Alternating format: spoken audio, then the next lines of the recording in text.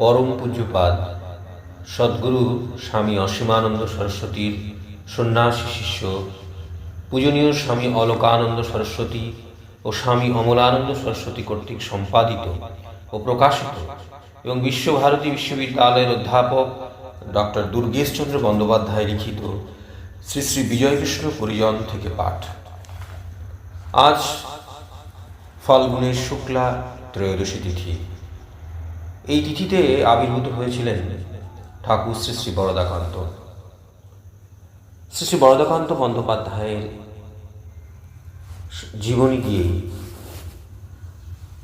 বিজয়কৃষ্ণ পরিজনের পাঠ শুরু করছি।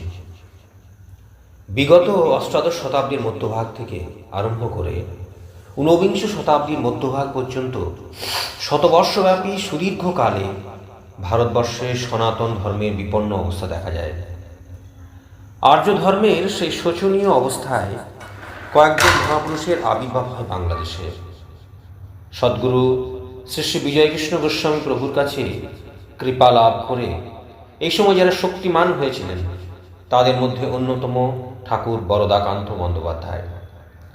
ঠাকুর বরদাকান্তের জন্ম ফরিদপুর জেলার অন্তর্গত বীরমোহন মাইজপাড়া নামে একটি ক্ষুদ্র গ্রামে।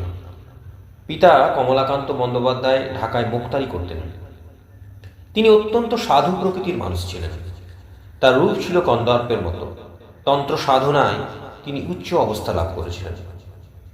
তার সহধর্মিনী হরসুন্দরী দেবী ছিলেন অনুরূপ আদর্শ পরায়ণা রমণী। পরিবারের সকলের সুখ স্বাচ্ছন্দ্যের জন্য তিনি প্রত্যুষে নিদ্রাভঙ্গ থেকে আরম্ভ করে গভীর রাত্রি পর্যন্ত কঠোর পরিশ্রম করতেন।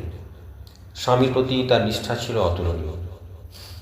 বরদাকান্ত ছিলেন এরূপ সত্য সন্ধ কমলাকান্ত ও ধর্মপ্রাণ হরসুন্দরী দেবীর দ্বিতীয় পুত্র।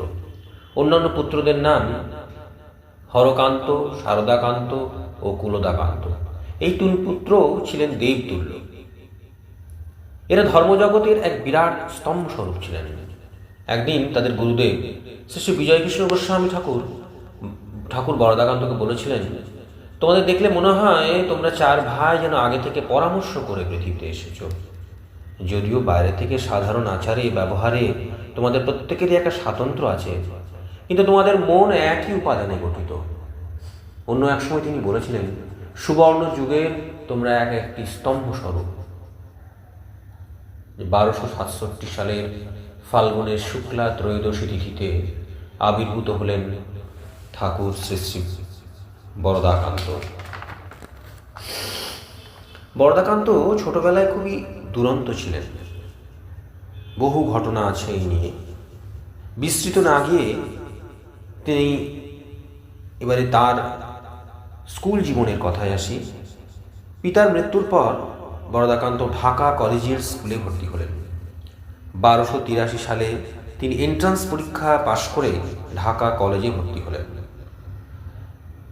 শ্যামাকান্ত চট্টোপাধ্যায় নামে বিপুল বিত্তশালী এক জমিদার ছিলেন ঢাকা পশ্চিম পাড়া গ্রামে। এই জমিদার পত্নীর সঙ্গে বিশেষ সখ্যভাব ছিল মাতা হরসুন্দরী দেবীর।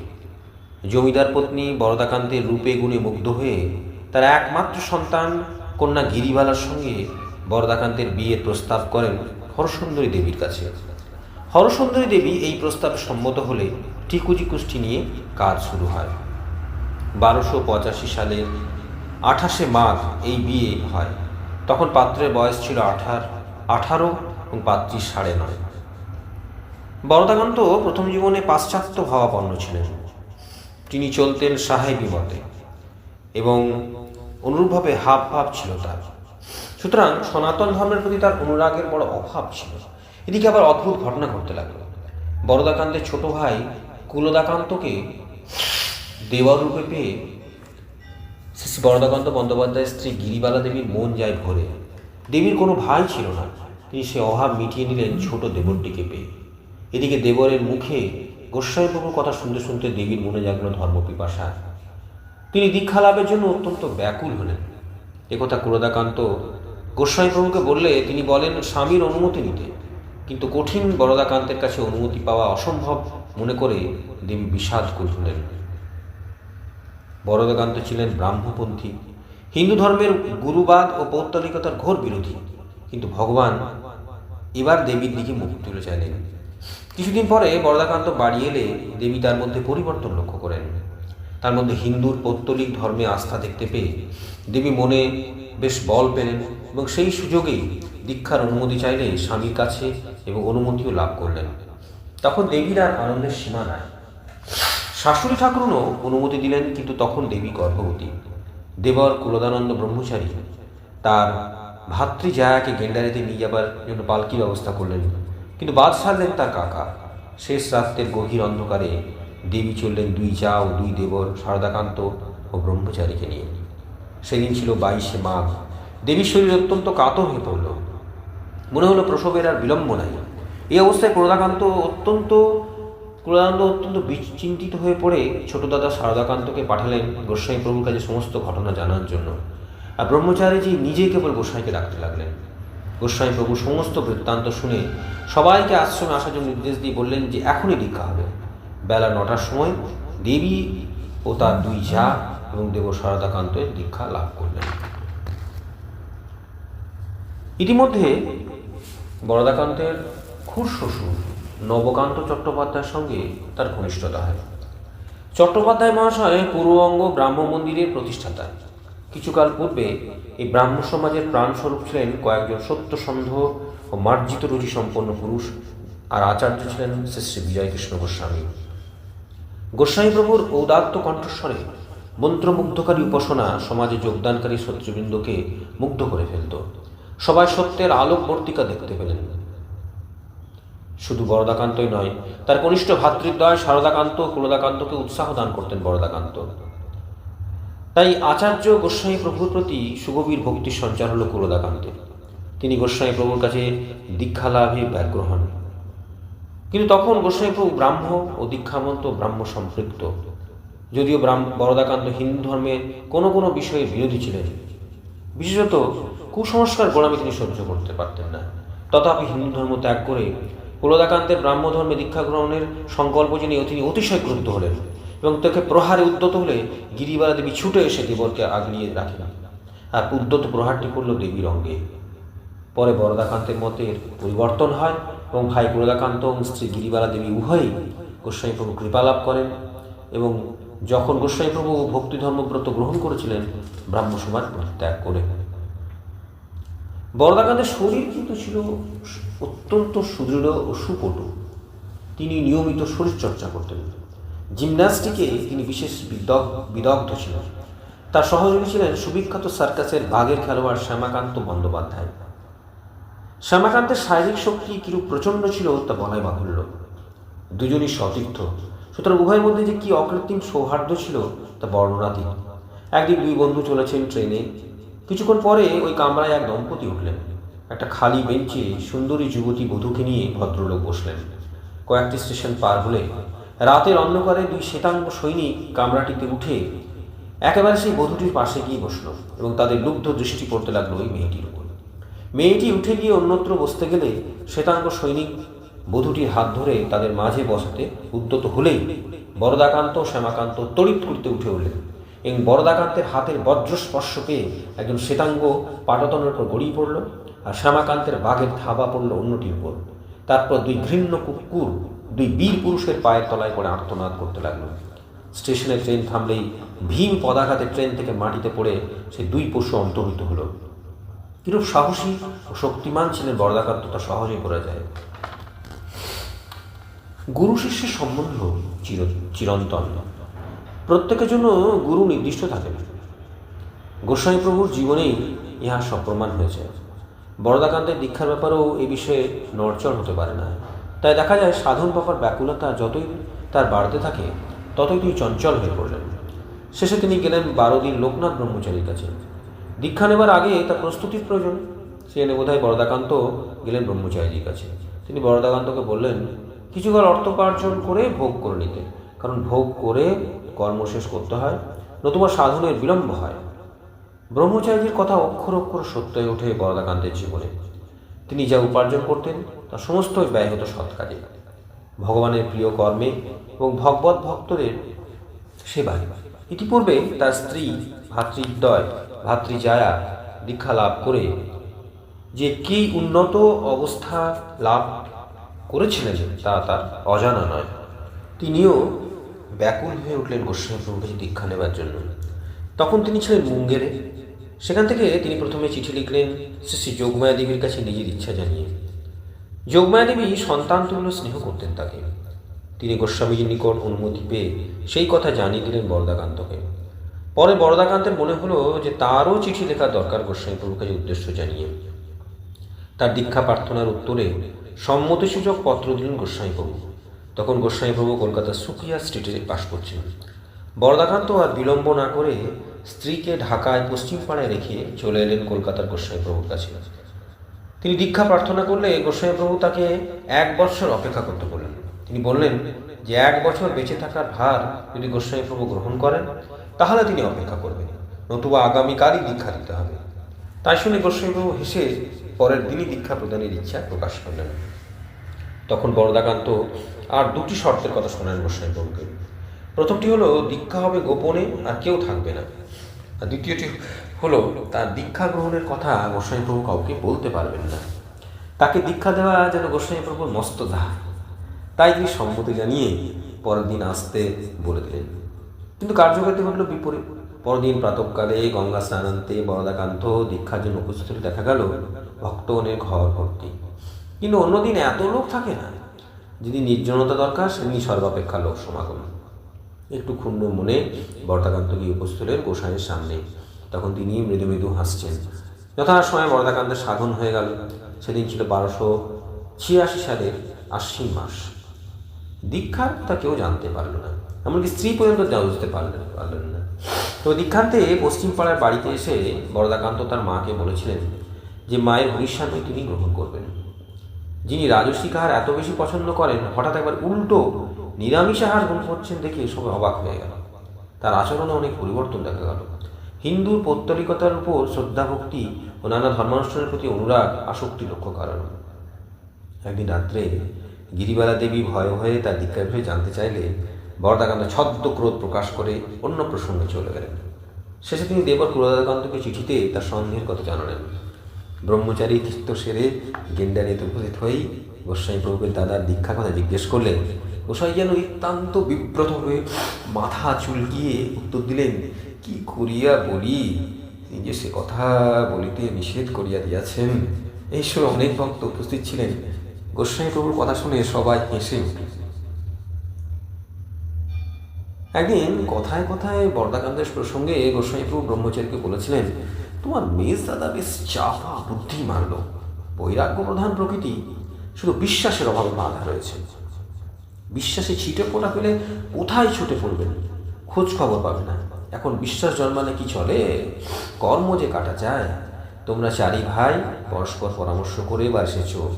প্রকৃতি এক একজনের এক এক প্রকার, কিন্তু গড়ে সকলে একই রকম। বরদাকান্ত সম্বন্ধে গোস্বামী প্রভুর এই উক্তি যে কত সত্য তা তার পরবর্তী জীবনে লক্ষ্য করা গেছে। মূলে তার ভক্তি ও বিশ্বাস অবিচ্ছিন্ন ছিল, কিন্তু কর্ম একটু অন্তরায় হয়ে দাঁড়ায়। শীঘ্রই তার কর্মবন্ধন ছিন্ন হয় এবং তিনি আধ্যাত্মিক কর্মের মধ্যে একেবারে ডুবে যান। কেউ তার নাগাল পায় না। গোস্বামী প্রভু তার সম্বন্ধে যে ভবিষ্যৎবাণী উচ্চারণ করেছিলেন সে অবস্থা লাভ করে বরদাকান্ত ধন্য ও কৃতার্থ হন। দীক্ষার কিছুকাল পরে তিনি কলকাতা হেয়ার স্কুলে বদলি হয়ে গেলেন।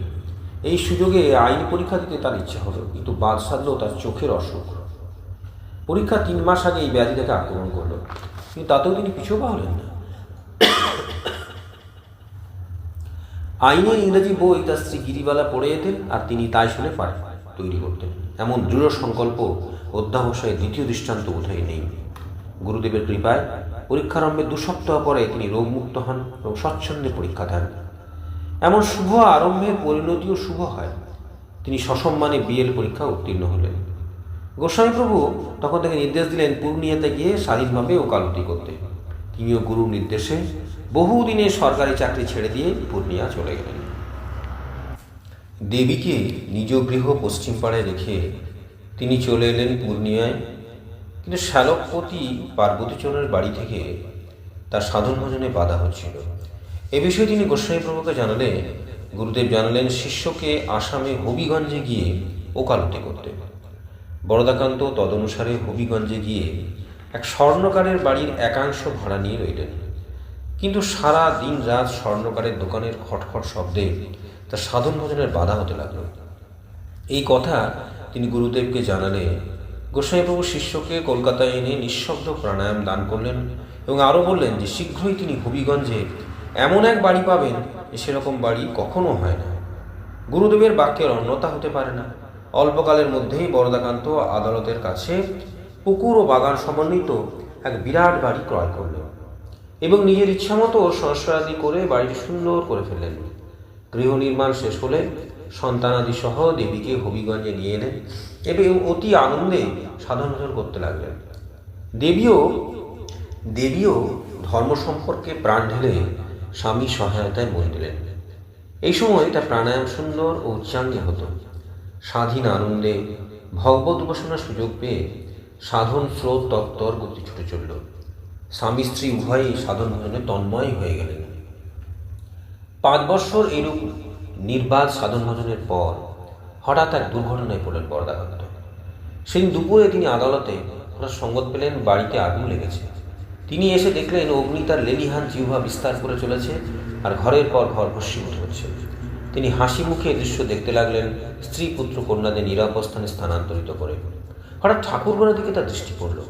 তখন নির্ভীক বরদাকান্ত অগ্নির লেলিহান জিহ্বাকে উপেক্ষা করে ঠাকুর ঘরে প্রবেশপূর্বক এক হাতে বুকে করে গোস্বামীপ্রভুর প্রতিকৃতি, অন্য হাতে নারায়ণ শিলার সিংহাসন মাথায় নিয়ে নিরাপদে ফিরে এলেন। পরে সকলকে নিয়ে মুন্সেফবাবুর গৃহে আশ্রয় নিলেন। এই সময় তিনি দেবীকে তার পিত্রালয়ে পাঠিয়ে দিয়ে পুনরায় গৃহ নির্মাণে মন দিলেন এবং অল্পকালেই গৃহ নির্মাণ কার্য শেষ হল। এরপর গুরুদেব ছিলেন তিনি কলকাতায়। বরদাকান্ত গেলেন তাকে প্রণাম করতে। নানা কথার পর হবিগঞ্জের কথা শুনলে গোস্বামীবাবু শিষ্যকে বললেন হবিগঞ্জ ত্যাগ করতেন, কারণ যে জন্য হবিগঞ্জে যাওয়া তার কাজ শেষ হয়েছে। অতঃপর গুরুদেবের নির্দেশে তিনি এলেন গয়ায় আর হবিগঞ্জ গেলেন। পত্রযোগে সেখানকার নবনির্মিত বাড়ি জলের দামে বিক্রি করলেন আর উপেক্ষা করলেন সেখানকার প্রতিষ্ঠা, প্রতিপত্তি ও বিপুল অর্থ উপার্জন। কর্ম করেই তো প্রারব্ধ খণ্ডন করতে হয়। তাই গোস্বামীবাবু শিষ্যকে কর্মসাধনার মধ্যে দিয়ে এগিয়ে নিয়ে চললেন অধ্যাত্ম পথে। তার আদেশে শিষ্য গয়ায় ওকালতি ব্যবসা আরম্ভ করতে গিয়ে দেখলেন যে উর্দু ভাষা শেখা নিতান্ত প্রয়োজন। স্বল্পকালের মধ্যেই তিনি ওই ভাষায় লিখতে ও বলতে সমর্থ হলেন। মক্কেলদের সঙ্গে উর্দু ভাষায় সহায়তায় তার ব্যবসা বেশ সচল হয়ে উঠল এবং দেখতে দেখতে তার পসার জমে উঠল। ফলে ভালো ভালো আসবাবপত্র, জুড়ি গাড়ি ইত্যাদিও করতেও তিনি সক্ষম হলেন। এই সময় তার ছোট ভাই শারদাকান্ত প্রায় দাদার কাছে থাকতেন আর ব্রহ্মচারী কুলানন্দ থাকতেন আকাশগঙ্গা পাহাড়ে। তিনি প্রতি সপ্তাহে একবার করে আকাশগঙ্গা পাহাড়ের থেকে নেমে দাদার কাছে 2-1 দিন থেকে সপ্তাহে প্রয়োজনীয় চাল ডাল ইত্যাদি নিয়ে আবার পাহাড়ে ফিরে আসতেন। তাছাড়া গুরু ভাইরাও গয়ার বাড়িতে প্রায় আসা যাওয়া করতেন। ফলে বরদাকান্তের প্রচুর আয় সত্ত্বেও সব খরচ হয়ে যেত। আর তার একটা অভ্যাস ছিল পরের দিন জন্য সঞ্চয় না করা। তাতে কখনো কখনো সংসারের অভাব দেখা দিলেও সে অভাব স্থায়ী হয়নি। বরদাকান্ত বিশ্বাস করতেন কোনো বিষয়ে নিষ্ঠা না থাকলে তাতে সফল হওয়া যায় না। লেখাপড়ায় যে ইহা কত সত্য তা তিনি উপলব্ধি করেছিলেন এবং ভাইদের ও সন্তানের এ বিষয়ে অমনোযোগী দেখলেই কঠোর শাসন করতেন। গয়া অবস্থানকালে এক অলৌকিক ঘটনা ঘটে। বরদাকান্ত যখনই ঠাকুর ঘরে আরতি করতেন তখনই 4-5 হাত দীর্ঘ শ্বেত বর্ণের এক সাপ পূজাগৃহে প্রবেশ করে আরতি দর্শন করতেন। তিনি বুঝেছিলেন তিনি বলরামের অংশ প্রতিভূ, তাই দুধ ও কলা নিবেদন করতেন সাপকে এবং সাপও তা গ্রহণ করে চলে যেতেন। গোস্বামীপ্রভু তাকে নিত্য হোম করতে আদেশ করলে তিনি নিষ্ঠার সঙ্গে তা পালন করছেন। গয়া অবস্থানে 2য় বৎসরের মাঝামাঝি তিনি সংবাদ পেলেন পুরী থেকে যে গুরুদেব ভয়ানক অসুস্থ। তিনি ও পরিবারস্থ প্রায় সকলেই ছুটলেন গুরুদেবের কাছে। শেষবারের মতো গোস্বামীপ্রভু সবাইকে দর্শন দিয়ে অন্তলীলায় প্রবেশ করলেন 1306 সালের 22 জ্যৈষ্ঠ রবিবার রাত্রি 9:20। বরদাকান্ত শোকে অভিভূত হয়ে কিছুতেই স্থির হতে না পেরে ছুটে গেলেন নাথ সম্প্রদায়ের বিরাট এক শক্তিশালী সাধক গম্ভীর নাথজির কাছে। সংবাদ শুনেই নাথজির মুখমণ্ডল রক্তিম হয়ে উঠল, চোখ ছলছল করতে লাগলো। অনেকক্ষণ পরে তিনি বললেন, ইস সংসার মে সাধু লোগোं का रहने की जगह नहीं रहा, কয়েক বরস মে সব লোক চলে যাएंगे। এই নাথজি ঐশ্বর্যভাবে সিদ্ধি লাভ করে মাধুর্যে ডুবে যান। তিনি পলকে সৃষ্টি স্থিতি প্রলয়ের সমর্থ ছিলেন। বরদাকান্তের সঙ্গে এর অত্যন্ত স্নেহভাব ছিল। গয়ার আকাশগঙ্গা পাহাড়ে গোস্বামী প্রভু দীক্ষা হয়। তার গুরুদেব ব্রহ্মানন্দ পরমহংসজি সূক্ষ্ম শরীরে মানস সরোবর থেকে এসে 1290 সালের ভাদ্র মাসের এক পুণ্য তিথিতে আকাশগঙ্গা পাহাড়ে গোস্বামী প্রভুকে দীক্ষা দান করেন। এই স্থানটিকে চিহ্নিত করার জন্য গোস্বামী প্রভু একটি লোহার শলা দিয়ে পাথরে লিখতে চেষ্টা করলেন, কিন্তু এই স্থানে মা ড্যাশ এইটুকু লিখেই শলাকা ভেঙে যায়। এতে বাধা পেয়ে গোস্বামী প্রভু আর লিখলেন না। একসময় দীক্ষাস্থান খুঁজে বের করার জন্য বরদাকান্ত সচেষ্ট হন এবং দীক্ষাস্থান আবিষ্কার করেন, আর গোস্বামী প্রভুর নিজের হাতের লেখাটি দেখতে পান। লেখাটি সম্পূর্ণ করার ইচ্ছা প্রকাশ করলে তাকে অনুমতি দিয়ে কি লিখতে হবে তাও বলে দেন প্রভু। সম্পূর্ণ লেখাটি এই স্থানে মানস সরোবরের পরমহংস শ্রী বিজয়কৃষ্ণ গোস্বামীকে দীক্ষা প্রদান করেন। জয় গুরু ওম 1290। গয়ার অভূতপূর্ব এক অলৌকিক ঘটনা ঘটে। বরদাকান্তের স্ত্রী গিরিবালা দেবী অসহ্য মাথার কষ্ট পাচ্ছেন যন্ত্রণায়। দেবীর মাথা যন্ত্রণায় এত ছটফট করতেন যে তার দিকে তাকানো যেত না। একদিন অসহ্য যন্ত্রণায় অসহায়ের মতো গোস্বামী প্রভুর কাছে দেবী প্রার্থনা জানালেন এই দুঃসহ যাতনা থেকে মুক্তি দিয়ে তার কাছে নিয়ে নিতেন। সেই দিন রাত্রে স্বপ্নে দেবীকে জানালেন গোস্বামী প্রভু যে একটি তাজা শিকড় আছে পুরাতন পুস্তকের কাঠের বাক্সে, সেই শিকড়টি ধারণ করলে অসুখ সেরে যাবে। স্বপ্ন দর্শনের পরই দেবী স্বামীকে জাগিয়ে সব বৃত্তান্ত বললেন, কিন্তু তার বা বাড়ির অপর কারও তেমন বিশ্বাস হলো না। তারা ভাবলেন পুরনো কাঠের বাক্সটি বহুকাল খোলা হয়নি, তার মধ্যে তাজা শিকড় থাকা অসম্ভব। সেই বাক্সটি ছিল ব্রহ্মচারী যে ঘরে থাকতেন সেই ঘরে। তার ঘুম ভাঙানো হলো। ব্রহ্মচারীও ব্যাপারটা বিশ্বাস করতে পারলেন না। যা হোক, আরশোলা ও গ্রন্থকিটে ভরা ধূলিপূর্ণ গ্রন্থগুলি এক এক করে বের করা হলো, কিন্তু কোথাও শিকড় দেখা গেল না। ক্রমে ক্রমে বাক্স প্রায় খালি।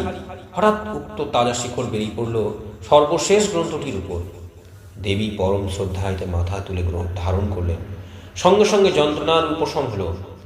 এই ঘটনায় অত্যন্ত যুক্তিবাদী বরদাকান্ত অলৌকিক শক্তিকে শ্রদ্ধা করে স্বীকার করে নিলেন। গোস্বামী প্রভুর যে কি অপার করুণা তার শিষ্যদের প্রতি, তার উজ্জ্বল নিদর্শন গয়ায় এই ঘটনাটা। গয়ায় বড় ইঁদুরের উপদ্রব ছিল, তাই ঠাকুরের ঘরে জানলা দরজা আটকিয়ে রাখতে হতো। এদিকে গয়া তো অত্যন্ত গ্রীষ্মপ্রধান স্থান, তাই এক রাতে গোস্বামী প্রভু স্বপ্নে জানালেন যে তিনি গরমে একেবারে ঘেমে গেছেন জানলা বন্ধ থাকার ফলে। নিদ্রা ভঙ্গে স্বামী স্ত্রী উভয়ই উঠে ঠাকুর ঘরে জানলা খুলে দিলেন। তারা বিস্ময়ে দেখলেন চিত্রপটের শেল বিন্দু। দেবী কাঁচের আবেষ্টনী থেকে মূর্তিখানি মুক্ত করে বাতাস দিতে লাগলেন, আর বরদাকান্ত তুলসী দিয়ে শেল বিন্দু মুছে দিলেন। সেই তুলসী খেয়ে দেখলেন যে কি অপূর্ব মধুর মতো মিষ্টি স্বাদ, আর চন্দনে সুরভিত। বরদাকান্তে মালতী নামে অষ্টম বর্ষীয়া এক কন্যা কিছুদিন রোগ ভোগের পর দেহত্যাগ করেন। কিছুদিন পরে সে স্বপ্নে আবির্ভূত হয়ে গয়ায় প্রেতশিলায় পিণ্ডদান প্রার্থনা করেন। স্বামী স্ত্রী উভয়ে গেলেন প্রেতশিলায় পিণ্ডদান কার্যে। শিলার উপর পিণ্ডদানে তারা উদ্যত হলে দেখা গেল সেই বালার কোমল হাত দুখানি শূন্য পথে প্রকাশিত হলো। এই ঘটনা অন্যের কাছে প্রহেলিকার মতো বোধ হতে পারে, কিন্তু এর পশ্চাতে যে সুগভীর সত্য আছে তাতে কোনো সন্দেহ নেই। দেখতে দেখতে 6 বছর কেটে গেল গয়ায়। এমনই সময় একদিন স্বপ্নে গোস্বামী প্রভু আবির্ভূত হয়ে দেবীকে জানালেন যে গয়ায় থাকার কাজ শেষ হয়ে গেছে, এবার কর্ম শেষ হয়ে গেছে, আর বরদাকান্তের ওকালতি করার প্রয়োজনও নেই। এ বিষয়ে স্বামী স্ত্রীর মধ্যে নানা প্রশ্ন এলে গোস্বামী পুনরায় স্বপ্নে জানিয়ে দিলেন যে বরদাকান্ত গিরিবালা দেবীর সমস্ত ভার তিনি গ্রহণ করলেন। স্বপ্ন দেখিয়েছিলেন গোস্বামী প্রভু দেবীকে। সুতরাং দেবী সমগ্র স্বপ্ন বৃত্তান্ত স্বামীকে জানালে বরদাকান্ত চলে গেলেন কপিলধারায় গম্ভীরনাথজির কাছে এবং তাকে সব নিবেদন করলেন। সব শুনে খানিকক্ষণ চোখ বন্ধ করে ধ্যানমগ্ন হলেন নাথজি। কিছু পরে বললেন, সব সচ হ্যায়, ये सब सपनों का भीतर सपन, सपन का भीतर सपन, सब माया है। বরদাকান্তের আর কোনো দ্বিধা রইল না। তিনি নাথজির আশ্রম থেকে ফিরে এসে অল্প দিনের মধ্যেই বাড়ি ঘর আসবাবপত্র গাড়ি ঘোড়া সব জলের দরে বিক্রি করে ঢাকা রওনা হয়ে গেলেন সকলকে নিয়ে। এইবার বহির্মুখীন সকল কর্ম ত্যাগ করে একেবারে আত্মস্থ হয়ে পড়লেন।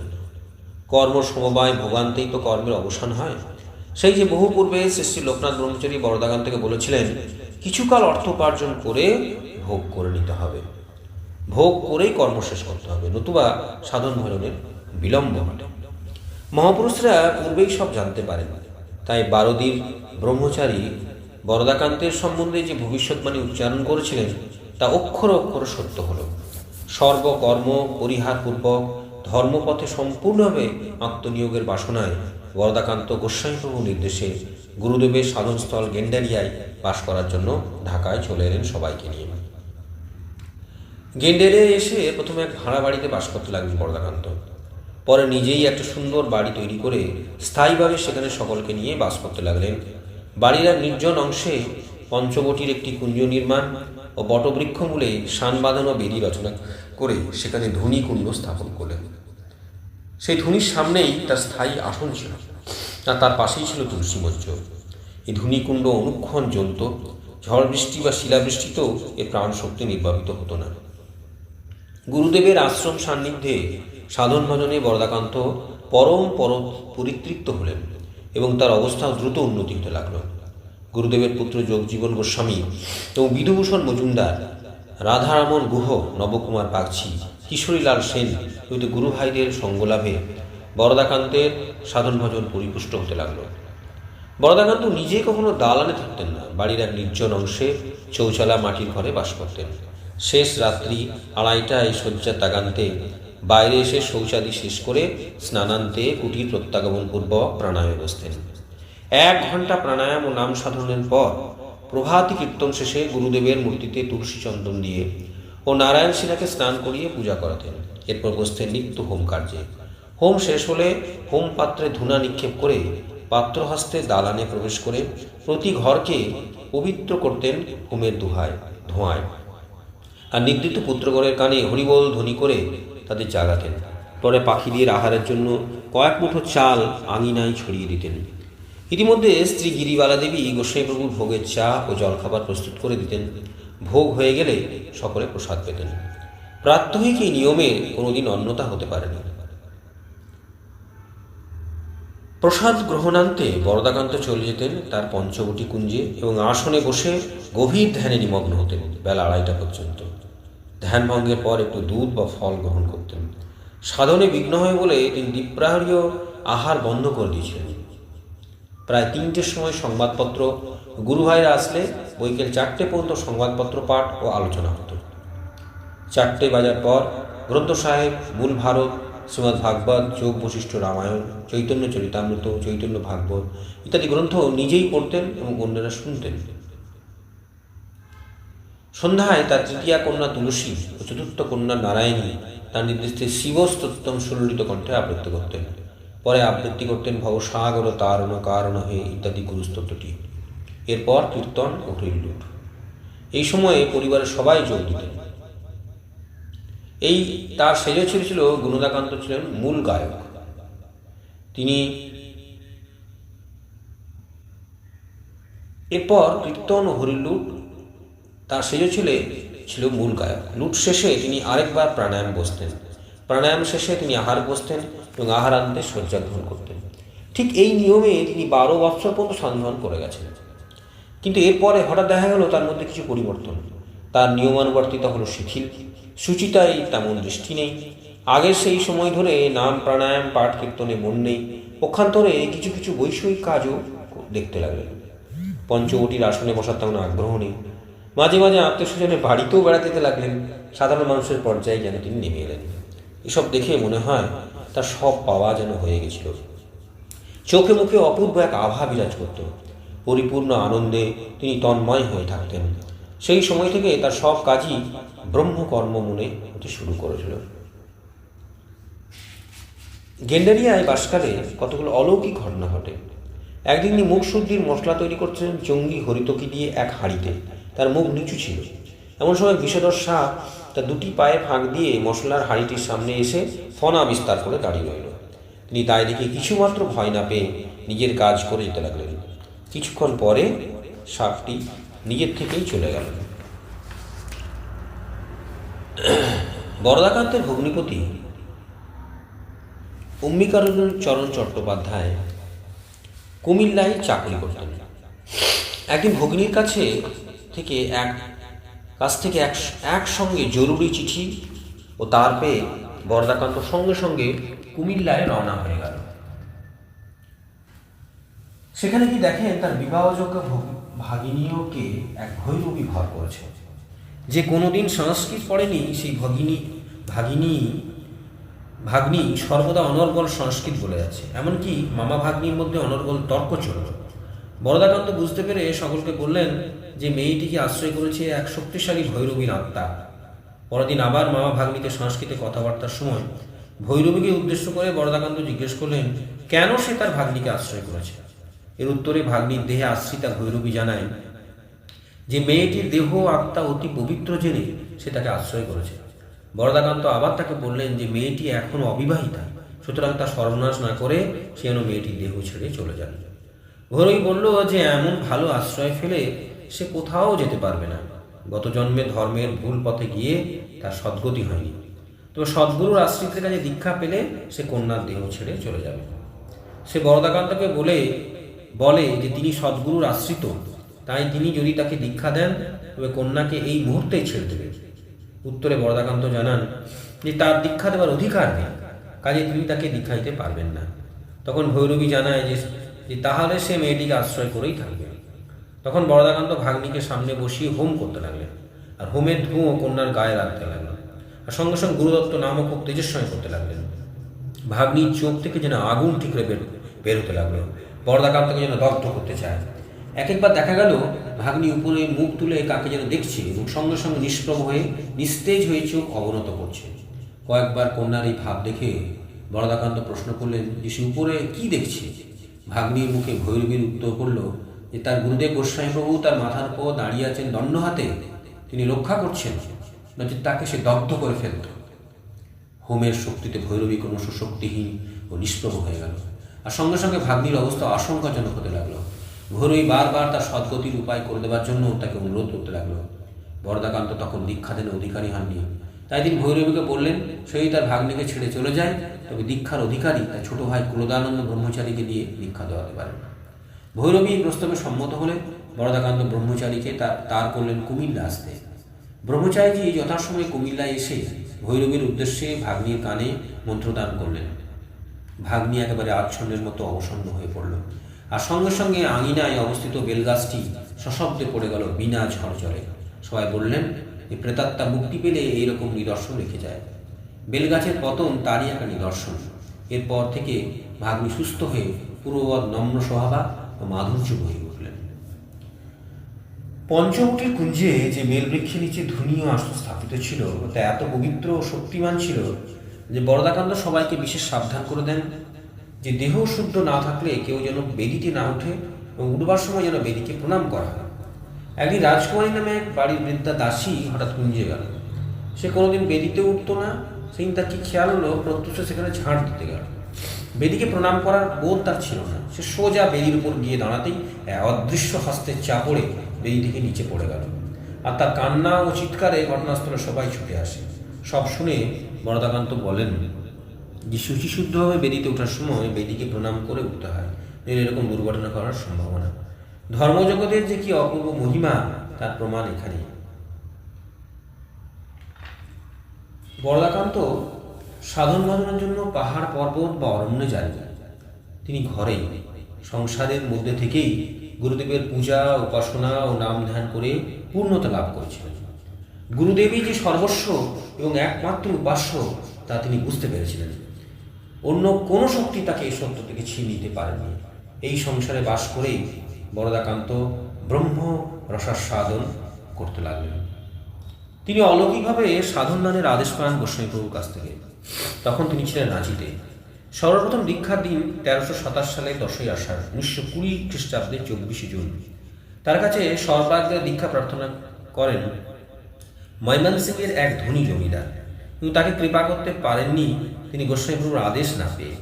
তার উচ্চ অবস্থা লক্ষ্য করে অনেক যুবক এসে ভিড় করতেন তার কাছে, কিন্তু সাহস পেতেন না সাধন প্রার্থনা করতেন। এই সময় তিনি রাঁচিতে বাস করছিলেন। আর তার বাড়ির পাশে থাকতেন গোস্বামী প্রভুর পুত্র জগজীবন গোস্বামীর প্রিয় শিষ্য গোষ্ঠবিহারী সিংহ। একদিন হঠাৎ দুঃসংবাদ এলো যে উক্ত সিংহ মহাশয়ের জ্যেষ্ঠা কন্যা সিদ্ধেশ্বরী দেবীর স্বামী পরলোকগমন করেছেন। শোকাকুলা বিধবা কন্যা ছুটে এলেন পিতার কাছে। তখন তিনি দিশেহারা, কোন সৎপথ আশ্রয় করার জন্য ব্যাকুল। বরদাকান্তের মধ্যে বিস্ময়কর ভগবৎ শক্তির প্রকাশ দেখে কন্যা স্থির করেন যে বাকি জীবন তার নির্দেশিত পথকে অবলম্বন করেই অতিবাহিত করবেন। কন্যা তার মনের ভাব পিতার কাছে ব্যক্ত করলে সিংহ মহাশয় ভয়ে ভয়ে সব নিবেদন করলেন বরদাকান্তকে। এই সুযোগে অন্যান্য ভক্তগণও তাদের মনের কথা জানালেন। সকলের কথা শুনে তিনি বললেন যে গুরুদেব যদি আদেশ করেন তবেই সম্ভব, সুতরাং অপেক্ষা করা ছাড়া উপায় নেই। তার কথায় সবাই নিরুৎসাহিত হলেন। আর এদিকে সিংহ মহাশয়ের বিধবা কন্যা অন্নজল ত্যাগ করে বললেন যে দীক্ষা পেলেই তিনি অন্নজল গ্রহণ করবেন, নয়তো এইভাবেই তার জীবন শেষ হবে। এই বলে তিনি কঠোর তপস্যায় বসলেন। 3 দিন ও 3 রাত্রি কেটে যাবার পর চতুর্থ দিনে বরদাকান্ত হঠাৎ বললেন দীক্ষা প্রার্থীতে তার কাছে এসে দীক্ষা নিতে। পরের দিন স্নানান্তে শুদ্ধ বস্ত্র পরে তিনি অতি প্রত্যুষে তার নিকট উপস্থিত হতে বললেন তাদের। উক্ত সিংহের বিধবা কন্যা সিদ্ধেশ্বরী ও অপর 13 জনকে তিনি দীক্ষাদান করলেন। ঠাকুর বরদাকান্তের দীক্ষাদান এই প্রথম শুরু হলো। পরে রাঁচিতে আরো কয়েকজন দীক্ষা লাভ করলেন। ঠাকুর বরদাকান্ত অল্প দিনের মধ্যে গেন্ডারিয়া ফিরে গেলেন। তার দীক্ষাদানের সংবাদ ইতিপূর্বে পৌঁছেছে ঢাকায়। তাই কয়েকজন দীক্ষা প্রার্থী ঠাকুরের কাছে দীক্ষা প্রার্থনা করলেন। এদের মধ্যে ঠাকুরের পুত্র হেমদাকান্ত, পুত্রবধূ লতিকা দেবীও প্রার্থী ছিলেন। সকলে দীক্ষা হয়ে গেল। এরপর চারিদিকে কত রকমের মানুষ আসতে লাগলো ঠাকুরের কাছে। তারা সাধন পেয়ে ধন্য হয়ে গেলেন। দীক্ষাদানের সময় তিনি সর্বদাই বলতেন যে তিনি তাদের গুরু নন, তার গুরুদেব গোস্বামী প্রভুই সকলের গুরুদেব। তিনি সকলের ভার গ্রহণ করেছেন। ঠাকুর কেবলমাত্র তার শ্রীচরণে সকলকে পৌঁছে দিয়েছেন। তিনি তার শিষ্যদের মধ্যে তার গুরুদেবকে প্রতিষ্ঠা করে গেছেন। তার ছবিতে তুলসী চন্দন দিতে তিনি সবাইকে নিষেধ করে দিয়েছিলেন। তিনি যে তার গুরুদেবকে কি চোখে দেখতেন তার পরিচয় পাওয়া যায় ঠাকুরের সংকলিত শ্রী শ্রী বিজয়মঙ্গল গ্রন্থের উৎসর্গপত্রে। গুরুদেব যে তার সর্বস্ব সেখানে তিনি বারবার উচ্চারণ করে বলেছেন, তুমি আমার রাজা, তুমি আমার মহারাজা, মহারাজাধিরাজ, হে দয়াল, হে প্রভু, হে কাঙালৈক্য শরণ, হে দীন দয়ার্দ নাথ, করুণৈক সিন্ধু, দয়া করো। মাত্র তোমাকেই চাই, আর কিছুই চাই না। সসীম ইন্দ্রিয় গ্রাম লইয়া অসীমত্ব বুঝিবার জল্পনা কল্পনা অফলপ্রসূ প্রয়াস হইতে রক্ষা করিয়া বর্তমানে আমায় তোমায় দৃষ্ট স্পৃষ্ট প্রত্যক্ষীভূত সসীম অবস্থায় শ্রীচরণের অনুভূতিতেই টানিয়া লাও হে দেব। 1331 সাল ইংরাজি 1924 সালে ঠাকুর বরদাকান্ত আসেন পাটনা ও মজফ্ফরপুরে। তিনি পাটনায় থাকেন তার জ্যেষ্ঠ পুত্র রণদাকান্তের বাড়িতে। সে সময় বহু ভক্ত পাটনায় এসে ঠাকুরের কাছে কৃপা লাভ করেন। পরে ঠাকুরকে মজফ্ফরপুরে নিয়ে যান ব্রহ্মচারী শিষ্য গঙ্গানারায়ণ মুখোপাধ্যায় মহাশয়। তিনি টেলিগ্রাফ অফিসে কাজ করতেন। উক্ত মুখোপাধ্যায় মহাশয়ের বাড়িতে ঠাকুরের শ্রীমুখ নিশ্চিত বাণী শুনবার জন্য প্রত্যহ বহু সংখ্যক লোক আসতেন। তিনি যে কয়েকদিন মজফ্ফরপুরে ছিলেন সে কয়েকদিন যেন মহাভাবে স্রোত বয়ে চলল। বহু লোক ঠাকুরের কাছে সাধন পেয়ে ধন্য হয়ে গেল। সকলকে ঠাকুর বললেন শ্বাস প্রশ্বাসে নাম জপ করতে, আর ইহাই অনেক সাধন। ধর্মোপদেশ ছাড়াও সাংসারিক জীবনে মানুষের কর্তব্য বিষয়ে যে সকলে অবহিত হয় সেদিকেও ঠাকুরের তীক্ষ্ণ দৃষ্টি ছিল। ছাত্রগণকে অনন্য চিত্তে লেখাপড়া করতে বলতেন। সন্ধ্যার পর কোনো ছাত্র তার কাছে থাকলে তিনি অসন্তুষ্ট হতেন। যে সময়ে যা প্রয়োজন তার অন্যথা করা ঠিক নয়। ছাত্রদের অধ্যয়নই তপস্যা। এবং তিনি বারবার ছাত্রদের স্মরণ করে দিতেন। নারীর প্রতি অবহেলা অপমান তিনি কখনো সহ্য করতে পারতেন না। স্বয়ং শ্রীকৃষ্ণ দ্রৌপদীকে বস্ত্র সরবরাহ করে দারুণ লজ্জা অপমান থেকে রক্ষা করেছিলেন। মহাভারতে এই ঘটনাটি উল্লেখ করে ঠাকুর বলতেন, যেখানে নারী সম্মান নেই সেখানে শুভ অসম্ভব। মজফ্ফরপুরে অনুষ্ঠিত উৎসবের প্রাত্যহিক কার্যসূচি থেকে বোঝা যাবে যে কি নিষ্ঠার সঙ্গে অনুষ্ঠান সম্পন্ন হতো। ভোর 4টে মঙ্গলা আরতি, প্রভাতী কীর্তনের পর পূজা ও গ্রন্থপাঠ শেষ হলে ঠাকুর কয়েকজন ব্রাহ্মণকে নিয়ে হোমে বসতেন। তখন শ্রী শ্রী চণ্ডীর প্রতি শ্লোক পাঠান্তে অগ্নিতে আহুতি দেওয়া হতো।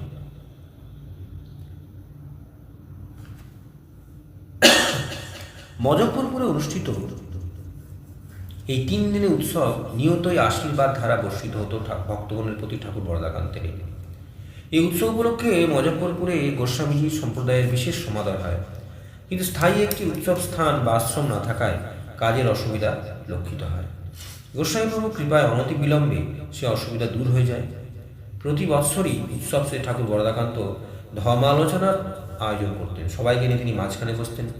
উৎসব সংক্রান্ত বিষয়ে যার যা প্রশ্ন অভিযোগ থাকতো সে তা মুক্তকণ্ঠে ঠাকুরকে নিবেদন করতে পারত।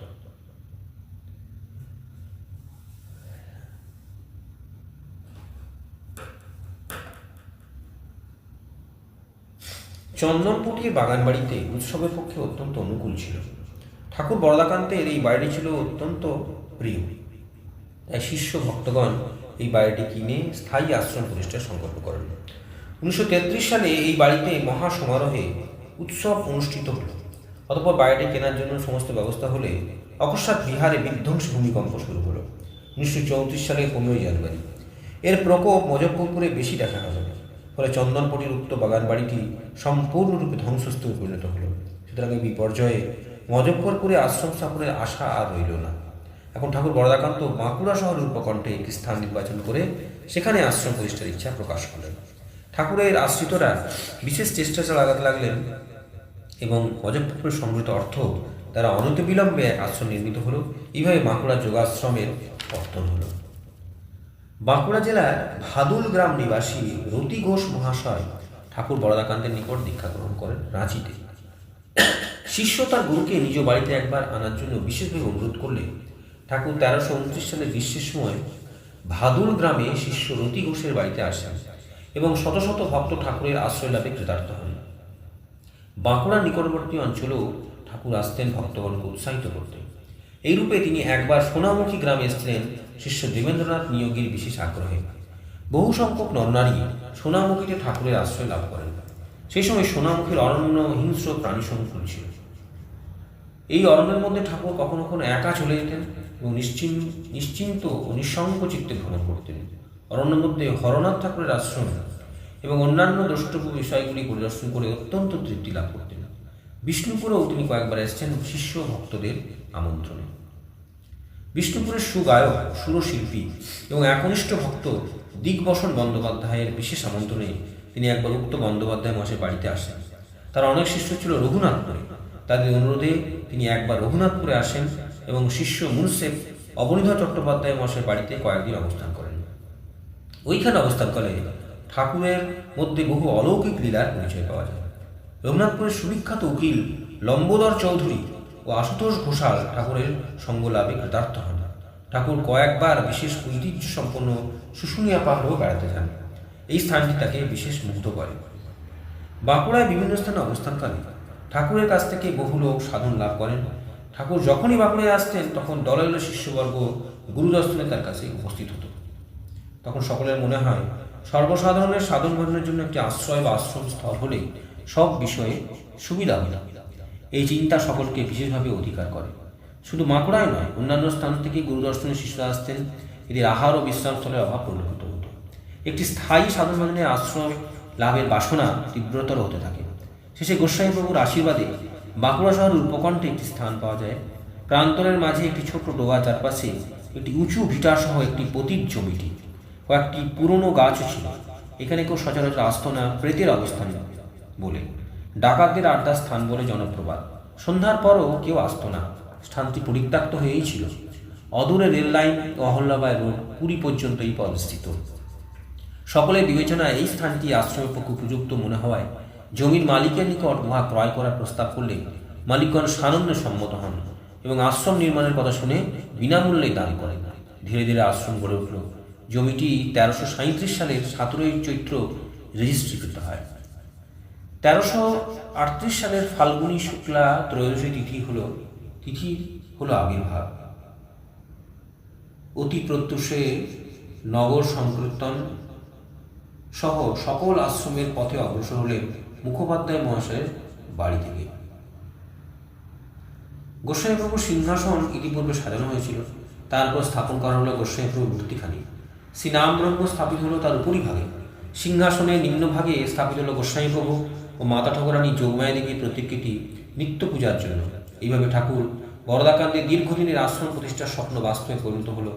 এখানে বিশেষভাবে উল্লেখযোগ্য ফাল্গুনী শুক্লা ত্রয়োদশী তিথি হল ঠাকুরের আবির্ভাব তিথি। সে একই দিনে আশ্রম প্রতিষ্ঠিত হলো ঠাকুরের আবির্ভাবের 70 বৎসর পরে। এরকম শুভ যোগ বড়ই দুর্লভ। আশ্রমের নাম দিলেন শ্রী শ্রী বিজয় যোগাশ্রম। ঠাকুর বাঁকুড়া এলে এই আশ্রমেই বাস করতেন। তখন ভক্তগণ এসে ঠাকুরের সঙ্গ করতেন। ওলা হলে সাধন ভজনে বিঘ্ন হবে মনে করে তিনি একটি নির্জন সাধন কুটির নির্মাণ করেন। আশ্রম পুষ্করণীর অপর পার্শ্বে উত্তর পশ্চিম করে। এই কুটিরে তিনি সাধন ভজনে মগ্ন থাকতেন, আর সামনে থাকত প্রজ্বলিত ধূনি। কিছুদিন পরে মা ঠাকুরানী এসেও আশ্রমে বাস করতে লাগলেন। দুজনেই সাধন কুটিরে গিয়ে সাধন করতেন। সারাটা দিন তাদের কাটত ওই সাধন কুটিরে। তাদের সেবা যত্নের জন্য শিশুর মতো তৎপর হয়ে উঠতেন গোষ্ঠবিহারী সিংহ মহাশয়। তিনি ছিলেন শ্রী শ্রী যোগজীবন গোস্বামীর প্রিয় শিষ্য। এমন শিশু প্রকৃতির সরল বৈষ্ণব সচরাচর দেখা যায় না।